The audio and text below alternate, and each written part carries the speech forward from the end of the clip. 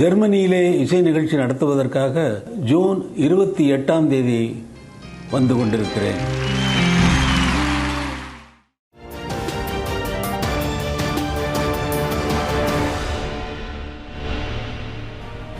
செய்திகளுக்கு அப்பால் நிகழ்ச்சியில் மீண்டும் உங்களை சந்திப்பதில் மகிழ்ச்சி. வணக்கம். கடந்த 8 மாதங்களுக்கு முன்னர் ஒரு செய்தி வெளியாகி இருந்தது. குறிப்பாக சட்டவிரோதமான முறையில் போதைப் பொருள் மற்றும் கடத்தல் அல்லது வாழ்வெட்டு மற்றும் சட்டவிரோதமான செயற்பாடுகள், பொதுமக்களை அச்சுறுத்துகின்ற வேலைகளில் ஈடுபட்டு சொத்துக்களை சேகரித்தவர்களுடைய விவரங்கள் திரட்டப்படுகின்றன. வெகு விரைவில் அவர்கள் மீது நடவடிக்கை எடுக்கப்படும் என்கின்ற ஒரு செய்தி வெளியாகி இருந்தது கடந்த 8 மாதங்களுக்கு முன்னர். அவை தொடர்பில் எல்லோரும் படித்திருப்போம், ஆனால் அவற்றை எல்லோரும் கடந்து சென்றிருப்போம். குறிப்பாக சொல்ல போனால் யாழ்ப்பாணத்தில் மட்டும் சட்டவிரோதமாகவும் முறைகேடாகவும் சொத்துக்களை சேகரித்தார்கள் என்று 11 பேருக்கு எதிராக விசாரணைகள் முடக்கிவிடப்பட்டிருந்தன. குறித்த விடயத்தை யாழ் மாவட்டத்தினுடைய சிரேஷ்ட போலீஸ் அத்தியட்சகராக இருக்கக்கூடிய ஜெயமகா என்பவர் தெரிவித்திருந்தார். 8 மாதங்களுக்கு முன்னர் இந்த தகவல் வெளியாகி இருந்தது. எல்லோரும் அதனை ஒரு ஊடக செய்தியாக கடந்து சென்றிருந்தோம். இதனுடைய தொடர்ச்சி வடக்கு கிழக்கிலும் ஆரம்பிக்கப்படும் என்கின்ற அடிப்படையில் பல இடங்களிலே அலுவலகங்களும் திறக்கப்பட்டிருந்தன. மட்டக்களப்பு மாவட்டம், யாழ் மாவட்டம் என்று வடக்கு கிழக்கில் பல மாவட்டங்களில் இந்த அலுவலகம் துறக்கப்பட்டிருந்தன. போதைப் பொருள், கடத்தல், வன்முறைகள், வாழ்வெட்டுதல் உள்ளிட்ட சட்டவிரோத நடவடிக்கைகளில் ஈடுபட்டு சொத்துக்களை சேகரித்தவர்களுக்கு எதிராக நாடளாவிய ரீதியில் விசாரணைகள், அடையாளப்படுத்தல்கள் மற்றும் அவர்கள் தொடர்பான விவரங்கள் திரட்டப்பட்டு வருகின்றன. வெகு விரைவில் நடவடிக்கை அரசாணையாக பிறப்பிக்கப்படும் என்று அன்று அவர் தெரிவித்திருந்தார். அவ்வாறான வகையில் யாழ் மாவட்டத்தில் இப்போது வரைக்கும் கிட்டத்தட்ட 22 பேர் விசாரணை வலயத்துக்குள் எடுத்துக் கொள்ளப்பட்டிருக்கின்றார்கள். 11 பேர் தொடக்கத்தில் 8 மாதங்களுக்கு முன்னர் 11 பேர் இருந்தார்கள். இப்போது 22 பேர் ஆகி இருக்கின்றது.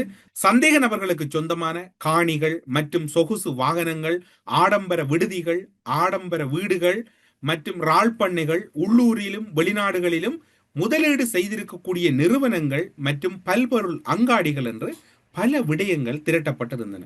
அந்த சொத்துக்கள் தொடர்பில் முழுமையான விசாரணைகள் மிகவும் ரகசியமான முறையில் மாவட்ட வாரியாக இடம்பெற்றிருந்தன. கிழக்கு மாகாணத்திலும் ஏகப்பட்ட விசாரணைகள் இடம்பெற்றிருந்தன. அவை சட்டவிரோதமாக பெறப்பட்டவை என்பது உறுதிப்படுத்தப்படுகின்ற பட்சத்தில் அவற்றை அரசுடைமையாக்குவதுடன் அவை முடக்கப்படும் என்கின்ற தகவலும் 8 மாதங்களுக்கு முன்னர் வெளியிடப்பட்டிருந்தது. அவ்வாறே கூறப்பட்டிருந்தது. எல்லாம் ஒரு செய்தியாக கடந்து செல்லப்பட்டிருந்தது. அன்று பலருடைய பெயர்கள் எல்லாம் அடிபட்டிருந்தது. குறிப்பாக சொல்ல போனால் எந்த ஒரு வேலைகள் அல்ல எந்த ஒரு விடயத்திலும் தங்களை ஈடுபடுத்தாமல் சொத்துக்கள் சேகரித்தவர்கள் தொடர்பான விவரங்கள் பொதுமக்களாலும் வழங்கப்பட்டிருக்கின்றன. குறிப்பாக சொல்ல போனால் பொதுமக்கள் தரப்பில் அதிகளவான விவரங்கள் வழங்கப்பட்டிருக்கின்றன. வடக்கு கிழக்கில் இருக்கக்கூடிய ஆயுத குழுக்கள், துணை ஆயுத குழுக்கள், பாராமிலிட்டரி, கிழக்கு மாகாணத்திலே அதிகளவான முறைப்பாடுகள் வழங்கப்பட்டிருக்கின்றன.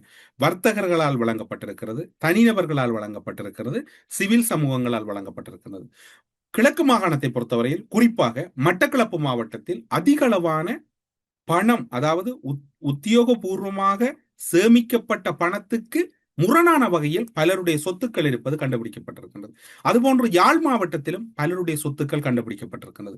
யாழ் மாவட்டத்தில் கடந்த 8 மாதங்களுக்கு முன்னர் 11 பேராக இருந்த இலக்கம் இப்போது 22 நபர்களாக மாறி இருக்கின்றது. கிழக்கு மாகாணத்தில் குறிப்பாக மட்டக்களப்பு மாவட்டத்தில் மட்டும் 19 பேருடைய பெயர்கள் அடையாளப்படுத்தப்பட்டிருக்கின்றன. அவர்கள் எந்த ஒரு உழைப்பையும் அல்லது எந்த ஒரு தனிப்பட்ட வியாபாரமோ அல்லது தனிப்பட்ட ரீதியில் பணம் ஈட்டக்கூடிய விடயங்களும் செய்யாமல் அதிகளவான காணிகளும் அதிகளவான சொகுசு வாழ்க்கையும் இருப்பது கண்டறியப்பட்டிருக்கின்றது. தற்போது இடம்பெற்று வருகின்ற விசாரணைகளுள் அவையும் முதன்மையாக இருக்கிறது. லஞ்ச ஊழல் ஆணைக்குழுவினுடைய ஒரு பகுதியாக இந்த விசாரணைகள் முன்னெடுக்கப்படுகின்றது. அப்படி என்ன இடம்பெற்றது? ஏதாவது 8 மாதத்தின் பின்னர் நல்லது இடம்பெற்றிருக்கிறதா, ஏதாவது சாதிக்கப்பட்டிருக்கிறதா என்கின்ற கேள்விகள் உங்களுடைய மனங்களில் எழுவது புரிகிறது. அரியாலை கிழக்கு பூம்புகாரில் வசிக்கும் தர்மலிங்கம் ரஜீவன் அல்லது காந்தன் என்பவரது பல கோடி ரூபாய் சொத்துக்கள் முடக்கப்பட்டிருக்கின்றன. இவர் கடந்த 26 கொக்கையினுடன் கைது செய்யப்பட்டார். கைது செய்யப்பட்டது மட்டுமல்லாது இவருடைய பணப்புழக்கத்துக்கும் இவருடைய தொழிலுக்கும் எந்த ஒரு தொடர்பும் இல்லை. சொகுசு வாகனங்கள், சொகுசு காணிகள் என்று பல்வேறுபட்ட இடங்களில் இவர் முதலீடு செய்திருக்கின்றார்.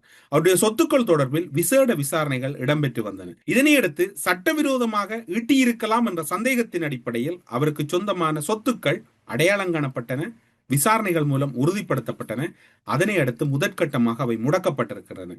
அதே போன்று அவரிடமிருந்த டிங்கி படகுகள், 2 மோட்டார் சைக்கிள்கள், சொகுசு கார் மற்றும் கப்ரக வாகனம் என பல்வேறுபட்ட அவருடைய உடைமைகள் முடக்கப்பட்டிருக்கின்றன என்று யாழ் மாவட்ட குற்றத்தடுப்பு போலீசார் அறிவித்திருக்கிறார்கள். குற்றத்தடுப்பு போலீசார் அவருடைய வீட்டுக்கு செல்லுகின்றார். அவருடைய மனைவியை அணுகிறார். அவருடைய மனைவியிலே அவர்கள் அந்த உத்தியோகபூர்வமான சில கட்டளைகளை வாசிக்கின்றார். அதனை நீங்கள் இப்போது பாருங்கள். இலக்கம் 40 பிரிவில் திருத்தியமைக்கப்பட்ட 2006ஆம் ஆண்டு இலக்கம் 5 எனும் சட்டவிரோதமான பணம் சேமிப்பதை தடுக்கும் பிரிவில் 7 முதலாம் பிரிவில் புரியப்படும் செயற்பாடுகளை தடை செய்யும் கட்டளை. அரியாலைகளுக்கு பூம்புகார் யாழ்ப்பாணம் எனும் விலாசத்தில் வசிக்கும் தர்மலிங்கம் ராஜீவ் அல்லது காந்தன் எனும் உங்களின் கணவர் மூலம் இலக்கம் 152 12ஆம் குறுக்கு வீதி பூம்புகார் அரியாலை எனும் விலாசத்தில் வசிக்கும் ராஜீவ் ஜீவராணி தேசிய அடையாள இலக்கம் 87 690 38 30 சரி. இலக்கம் எம்பி CBW 0040 எனும் டொயோட்டா 5BA LA 350A6 எனும் வகையைச் சேர்ந்த கார் வாகனத்தினை ஸ்டான்லி வீதி யாழ்ப்பாணம் எனும் விலாசத்தில் இயங்கும் இலங்கை வங்கியின் கிளையில் மூலம் ரூபாய் 40 லட்சம் லீசிங் முறையில் கீழ் ராஜீவ் ஜீவராணி எனும் உங்கள் பெயரில் பதியப்பட்டு 2026 2ஆம் மாதம் 6ஆம் தேதி இலக்கம் 12 பட்டுத்துறை வீதி யாழ்ப்பாணம் எனும் விலாசத்தில் இயங்கும் ஸ்மார்ட் கிங் பிரைவேட் லிமிடெட் நிறுவனத்தில் ரூபாய் 80 லட்சம் பணத்துக்கு வாங்கப்பட்டுள்ளது. இது சம்பந்தமாக மேற்கொள்ளப்படும் விசாரணைகளில் மேற்படி குறிப்பிடப்படும் இலக்க MPCBW 0040 எனும் டொயோட்டா எனும் வகையைச் சேர்ந்த கார் வாகனத்தினை அரியாலை கிழக்கு பூம்புகார் யாழ்ப்பாணம் எனும் விலாசத்தில் வசிக்கும் தர்மலிங்கம் ராஜீவ் அல்லது காந்தன் எனும் உங்கள் கணவர் மூலம் போதைப்பொருள் வியாபாரம் செய்து சட்டத்திற்கு விரோதமான வழியில் சேர்க்கப்பட்ட பணத்தினை கொண்டு உங்களின் பேரிலே வாங்கப்பட்டுள்ளதாக நம்பப்படும் சாதாரண காரணமாக தெரிய வருகின்றது. அப்படியாயின் இலக்கம் MPCBW 0040 எனும் டொயோட்டா எனும் வகையைச் சேர்ந்த கார் வாகனத்தினை எந்த ஒரு நபருக்கும் விற்கவோ பெயர் மாற்றவோ வேறு எந்த செயற்பாடுகளுக்கும் செய்யாது தடுப்பதற்கு 2011ஆம் ஆண்டு 40ஆம் இலக்க சட்டத்தின் திருத்தியமைக்கப்பட்ட 2006ஆம் ஆண்டு இலக்கம் 5 எனும் சட்டவிரோத பணம் சேமிப்பினை தடுக்கும் பிரிவில் 7 பிரிவு 1 பிரகாரம் எனக்கு வழங்கப்பட்டுள்ள அதிகாரத்தின் பிரகாரம் 2026 6ஆம் மாதம் 16ஆம் தேதி முதல் 7 நாட்களுக்கு புரியப்படும் செயற்பாடுகளை தடை செய்யும் கட்டளை பிறப்பிக்கப்பட்டுள்ளதாக இவ்வாறு தெரியப்படுத்துகின்றேன். அவ்வாறு ஏதேனும் தருணங்களில் நீங்கள் மேற்படி தடை செய்யும் கட்டளையினை மீறினால் 2011ஆம் ஆண்டு இலக்கம் 40 எனும் சட்டத்தின் திருத்தியமைக்கப்பட்ட 2006ஆம் ஆண்டு இலக்கம் 5 எனும் சட்டவிரோதமாக பணம் சேமிக்கும் தடுக்கும் பிரிவில் 7 பிரிவு 4 பிரிவின் கீழ் தண்டனைக்குரிய தவறொன்றை புரிந்துள்ளதாக மேலும் தெரிய வருகின்றது. இவ்வாறாக யாழ்ப்பாணத்திலே முடக்கம் ஏற்பட்டுவிட்டது. அம்பாறை மாவட்டத்திலும் ஒருவர் இருக்கிறார். இனிய பாரதி பிள்ளையான் தரப்பினுடைய பல கோடி ரூபாய் சொத்துக்கள் எந்த ஒரு வரவும் இல்லாமல் அதிக அளவில் ஈட்டப்பட்டிருப்பதாக இப்போது இந்த விசாரணை பிரிவு மட்டக்களப்பில் இயங்கக்கூடிய குற்றத்தடுப்பு புலனாய்வு பிரிவின் அறிக்கையில் ரகசிய அறிக்கையில் கிடைக்கப்பட்டிருக்கிறது. அதனடிப்படையில் பார்க்கின்ற போது அதுவும் முடக்கப்படலாம் என்று எதிர்பார்க்கப்படுகிறது. அதிலும் குறிப்பாக மட்டக்களப்பு, திருகோணமலை, அம்பாறை மாவட்டங்களில் அதிகளவான வர்த்தகர்களுடைய முறைப்பாடுகள் இருப்பதாக கூறப்படுகிறது. குறிப்பாக கட்டட ஒப்பந்தக்காரர்கள் பலர் இப்போது பல கட்டடங்களினுடைய பலவீனத்தன்மைகள் தொடர்பில் அரசு விசாரணைகளை ஆரம்பிக்க இருப்பதனால் கட்டட ஒப்பந்தக்காரர்கள் பலர் இப்போது யார் யார் மூலமாக இந்த கையூட்டல்கள் வழங்கினோம், எவ்வாறு எத்தனை வீதமான கொமிஷன் வழங்கினோம் என்கின்ற விவரங்கள் எல்லாம் திரட்டப்பட்டிருக்கிறது. மட்டக்களப்பு மாவட்டத்தில் ராஜாங்க அமைச்சர்கள் 2 கொமிஷன் வழங்கியதாக உறுதிப்படுத்தப்பட்டிருக்கிறது. அந்த உறுதிப்படுத்தப்பட்ட தகவல்கள் தொடர்பான விசாரணைகளும் முன்னெடுக்கப்படுகிறது. எனவே இந்த சூழ்நிலைகள் தொடர்பில் பலரும் இப்போது அச்சம் கொண்டிருக்கிறார்கள்.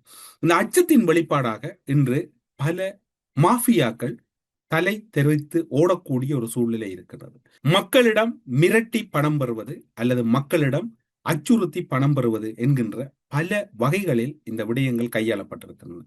அதிலும் குறிப்பாக யாழ், கிளிநொச்சி, முல்லைத்தீவு, வவுனியா மாவட்டங்களில் அதிகளவான கொள்ளைகள் இடம்பெற்றிருப்பதாகவும் பண மோசடிகள் 2009ஆம் ஆண்டின் பின்னர் அதிக அளவில் இடம்பெற்றிருப்பதாகவும் மன்னார் மாவட்டத்திலும் அவை ஈடுபடுத்தப்பட்டிருப்பதாகவும் கூறப்படுகிறது. வடக்கு கிழக்கில் அனைத்து மாவட்டங்களிலும் அதிகளவான தாதாக்களுடைய செயற்பாடு உறுதிப்படுத்தப்பட்டிருக்கின்றது. பலருடைய விசாரணைகள் ரகசியமாக பேணப்படுகின்றன. பலருடைய சொத்துக்கள், பல்வேறுபட்ட வங்கி கணக்குகள் முடக்கப்பட்டிருக்கின்றன. இப்போது டின் இலக்கம் பெற வேண்டும். அந்த டின் இலக்கம் பெறுவது தொடர்பிலும் பலரிடம் ஒரு குழப்பம் இருக்கின்றது.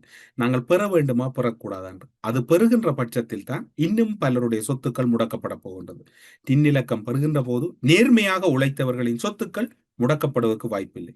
அதிலும் குறிப்பாக நேர்மையற்ற விதத்தில் ஊழலால் பணத்தை வரவு வைத்தவர்கள் அல்லது மோசடியான முறையில் உழைத்தவர்களுடைய சொத்துக்கள் முடக்கப்பட இருக்கின்றன.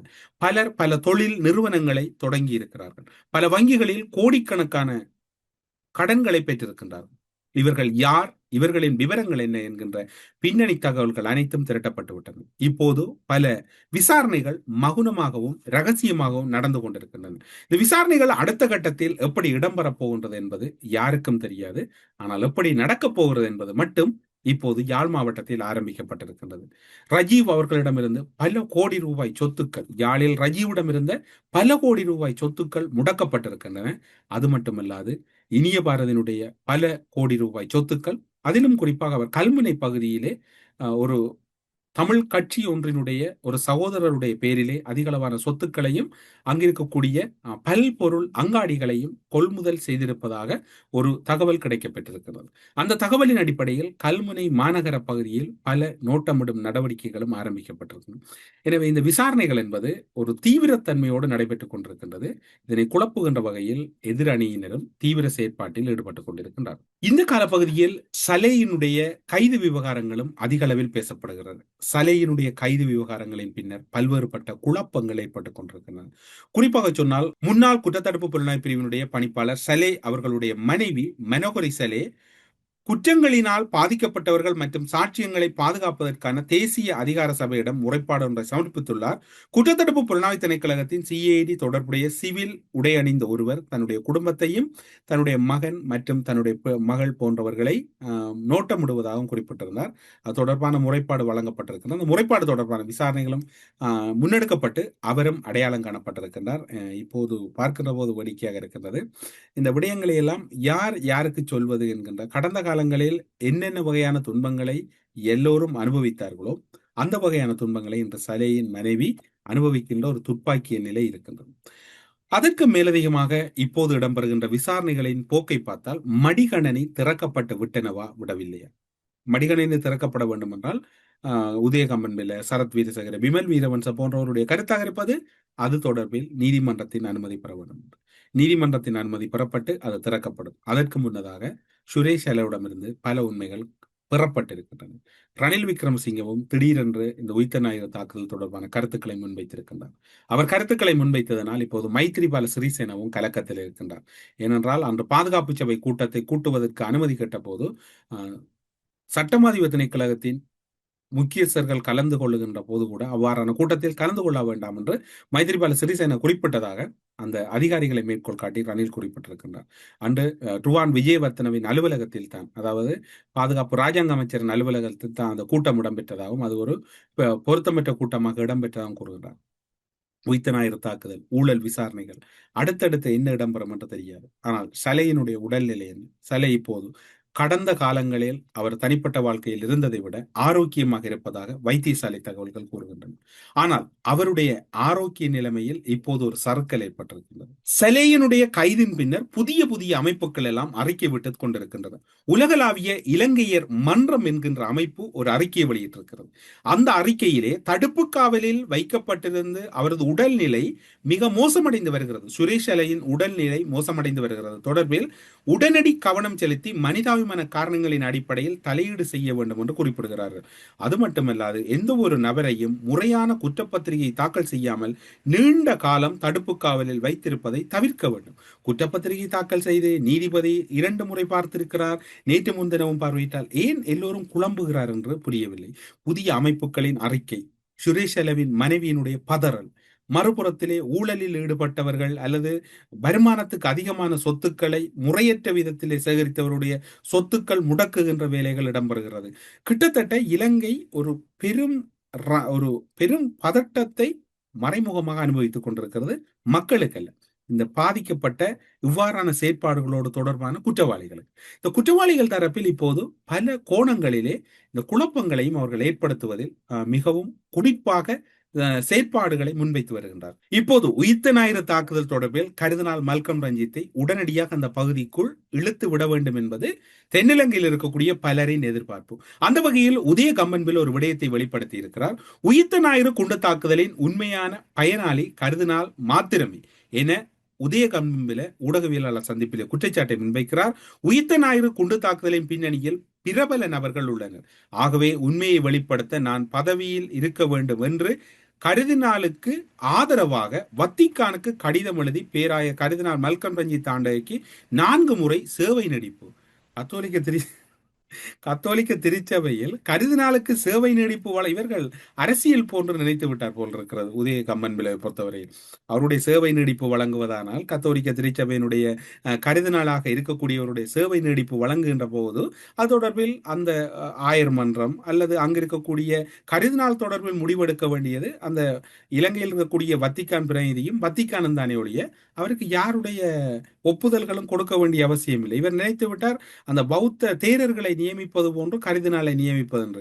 இவர் 4 முறை கடிதம் கொடுத்தேன் என்று வாய் கூசாமல் போய் சொல்லுகிறார். குண்டு தாக்குதல் உண்மையான பயனாளி கருதினால் மாத்திரமே என்று அவர் தெரிவித்திருக்கிறார். பயனாளி என்று ஏன் கூறுகிறார் என்று புரியவில்லை. ஆனால் அவர்கள் இப்போது சுரேஷ் செலவின் ஆபத்து நிலையில் இருந்து சுரேஷ் செலவை மீட்க வேண்டுமாக இருந்தால் கொழும்பில் ஒரு கலவரத்தை உருவாக்க வேண்டும். அந்த கலவரத்துக்கான முன்னோட்டத்தை இப்போது பல முறை பரிசித்து பார்த்து கொண்டிருக்கிறார் உதய கம்பன்பில. இது தொடர்பில் அரசு முறையான கவனம் செலுத்த வேண்டும். மதங்களுக்கிடையில் கலவரத்தை ஏற்படுத்துவது போன்ற ஒரு செயற்பாட்டை உதய கம்பன்பில போன்றவர்கள் ஆரம்பிக்க முற்படுகிறார்கள். இப்போது பயனாளி கருதினால் மல்கம் ரஞ்சித் என்றால் அது பல மக்கள் மத்தியிலே அதிருப்தியை ஏற்படுத்தும். அல்லது இந்த தீய சக்திகள் யாராவது இந்த செயற்பாட்டை முன்னெடுக்கலாம். இப்போது இலங்கையிலே ஊழல் விசாரணை இடம்பெறுகிறது, உயிர்த்த ஞாயிறு விசாரணை இடம்பெறுகிறது. இவற்றையெல்லாம் குழப்புவதற்கு இவர்கள் கருதினாலை இழுத்து வருகிறார்கள். அதாவது ஒரு இலங்கைக்குள் ஒரு மதக்கலவரத்தை ஏற்படுத்துவதில் உதய கம்மன்பில நீண்ட நாட்களாக இது தொடர்பில் பரிசித்துக் கொண்டிருக்கிறார். அருட்தந்தை காமினி மீதான விமர்சனமாக இருக்கலாம் அல்லது கருதினால் மீதான விமர்சனமாக இருக்கலாம். தொடர்ச்சியாக இவர்கள் கிறிஸ்தவ மக்களை இலக்கு வைத்து ஒரு நடவடிக்கை மேற்கொள்கிறார்கள். ஏனென்றால் யாழ்ப்பாணத்திலே சொத்து முடக்கப்படுகிறது, மட்டக்களப்பிலே முடக்கப்பட போகிறது, அம்பாறையிலே முடக்கப்பட போகிறது என்றால் அடுத்த முடக்கம் கொழும்பிலே இந்த ராஜபக்ச கூட்டத்தினுடைய சொத்துக்கள் முடக்கப்பட போகின்றன. யோசித்த ராஜபக்சவனுடைய வழக்கு வர இருக்கின்றது. அதே போன்று மற்றொரு ராஜபக்ச சமல் ராஜபக்சவின் மகனின் வழக்கு வர இருக்கிறது. பலருடைய வழக்கு, சிரந்தியின் வழக்கு என்று வகை தொகையற்ற வழக்குகள் கொழும்பிலே இனி வரப்போகின்ற நாட்களில் வரப்போகிறது.